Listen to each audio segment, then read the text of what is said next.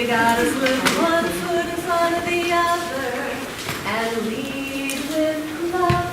You gotta put one foot in front of the other and lead with love. You gotta put one foot in front of the other and lead with love. You gotta put one foot in front of the other and lead with love. You gotta put one foot in front of the other and lead with love. You gotta put one foot in front of the other and lead with love. You gotta put one foot in front of the other and lead with love. You gotta put one foot in front of the other and lead. One more time. Don't give up hope. Don't give up hope. You're not alone. You're not alone. Don't you give up. Don't you give up. Keep moving on. Keep moving on. You gotta put one foot in front of the other and lead with love.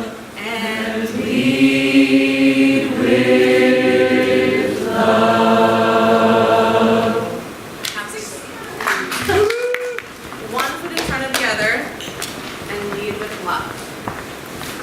This is a concept that now in my almost 20th year of teaching has been inside of me. It's been stirring inside of me.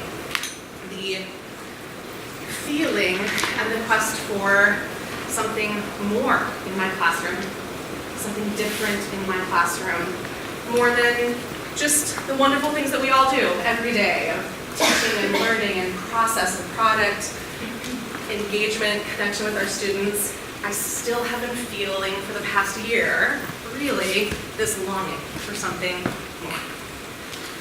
So there's a gentleman by the name of Tesfa Wondamagniu, and he and some friends of his, most notably the name that you might recognize is Abby Bettinas, the composer, they've been working together because they also were feeling the need for something more, feeling the need to create something, to create a tool where they could use singing as a tool for connection as well as for a way in community, to create community and within community to promote themes and ideas of social and environmental justice. There is a website if you're interested to go to it. It's justicechoir.org. You get a ton of information there, as well as the free downloadable songbook that was put together by people from all over the world, really, as a free resource for the promotion of this concept of justice choir literature. So I actually started using it in my classroom. I didn't know what I was doing. I really didn't. I just thought, I'm gonna try this and see how it feels. I felt hesitant because I'm thinking, I'm in a public school. I don't necessarily want to promote a certain political agenda, but I really wanted to access music that was easily singable, easily accessible for all of my grade levels, and with text that would really open my students' hearts. A little girl who, we were raising money for her to have a wheelchair accessible van. And so the whole choir came, and we had a piece that you'll sing today called Be the Change. And it's, from Gandhi's Be the Change You Want to See in the World. And over the singing of that text, the singing of that melody, it was amazing to see how my students just unified. One melody, like one harmony line, and it was their favorite piece they sang all year. Right? Because they felt it in a different way. And they knew they were using it as a tool for change. So I was dabbling in the concepts of justice choir and feeling it out in my own classroom, trying to not make it political necessarily, but to make it more about self-empowerment. Then I had an idea. I was thinking about this quote, specifically from Abby Bettinas, who is the executive director of Justice Choir. I'll just read it out loud, because it's good to hear it too. We can build our beloved community by looking to include our most vulnerable. Our hope is that the Justice Choir songbook allows for all who desire to sing for justice, all who hunger for a beloved community, to have a resource to help begin the conversation. This alone isn't the solution, but it could be the beginning of the dialogue. And I was intrigued by this. What does that mean? What does that dialogue look like? What does it feel like? What does it sound like? Because I've never experienced it myself.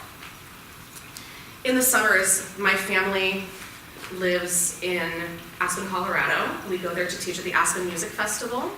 It's a traditional, what you think of a summer kids, choir program. Children's choir music, and I cut it in half. And I said, okay, the morning is going to be singing and going to festival events and doing our regular camp thing, and then afternoons is going to be, every day, a clinic and a session in Justice Choir.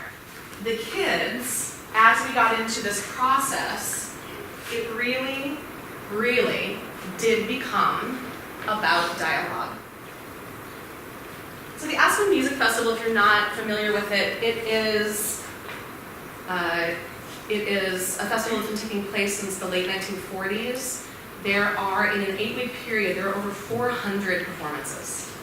Whether it's chamber music, solo artist, orchestral, opera. There's even this year, for the very first time, Seraphic Fire is doing a choral institute there. It's happening right now, I think. And faculty and students from all over the world. That it's a combination between singing and then discussion, and then singing and then discussion. And how that can be a path forward, it can be a way forward into the very beginnings, the roots of personal change, societal change, community change, is really the openness of conversation. The very first time that we sang, and then he posed a question to the kids. What was it? It was like crickets, right? No, everyone they couldn't believe that he was asking them to actually talk. They're like, isn't this choir camp? Like, why aren't you telling me what to do? Why aren't you telling me what to sing? Why aren't you modeling for me? And we just opened the question up. So that was the first song we learned. One foot in front of the other, lead with love. And we just stopped. And Tessa said, how do you lead with love in your home?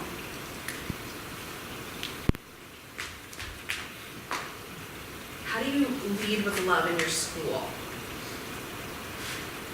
And it was silence, and then like one hand coming up, one hand, and then we sang it 3 more times. And he asked the question again. Another hand, another hand, another hand. By the end of the week, we could not shut these kids up.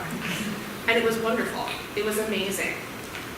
I'm convinced after watching this in action with the creator of this thing, Justice Choir, that it really is a repetitive, to me it feels Zen-like in a way. And they sing and they sing and they sing and they sing these repetitive melodies and this text over and over and over.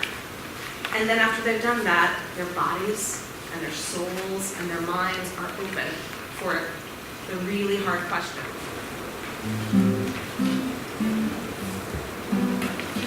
Be the change you want to see in the world. Be the change you want to see in the world.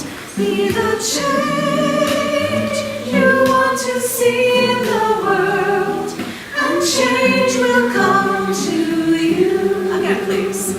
Be the change you want to see in the world. Be the change you want to see in the world. Be the change you want to see in the world. And change will come to you. Be the change you want to see in the world. Be the change you want to see in the world. Be the change you want to see in the world. And change will come to you.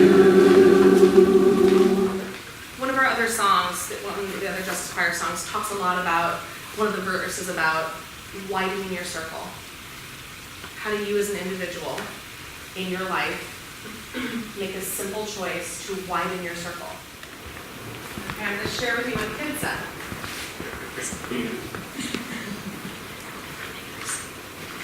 And these are like 5 of, 20-some kids.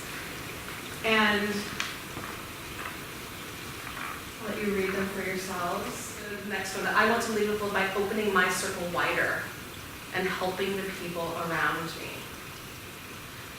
Sophia, age 11, she said, and she clarified this, we took recordings of them all sharing their ideas of these 2 songs. And she said, I don't know how to say it, but sometimes I don't feel confident. So I guess I can lead with love by being more confident so I can talk to someone else. Like, that's brilliant.